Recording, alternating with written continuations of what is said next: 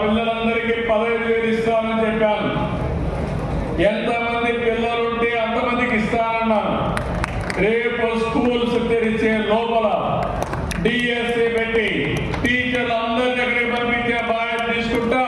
అదే సమయంలో మీ పిల్లల్ని బాగా చదివించడానికి 15,000 రూపాయలు మీకు ఇస్తాను, మీ అకౌంట్లో వేస్తాం.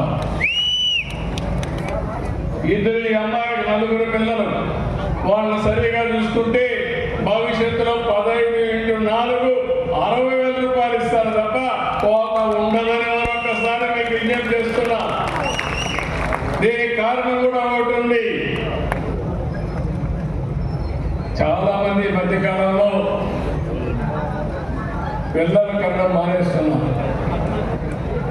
ఒకప్పుడు నేనే పిల్లల్ని కనద్దు తగ్గించమని చెప్పాను. దానివల్ల ఇప్పుడు జనాభా తగ్గిపోతా ఉంది. చాలా దేశాలు జనాభా లేని పరిస్థితులు వస్తున్నాయి.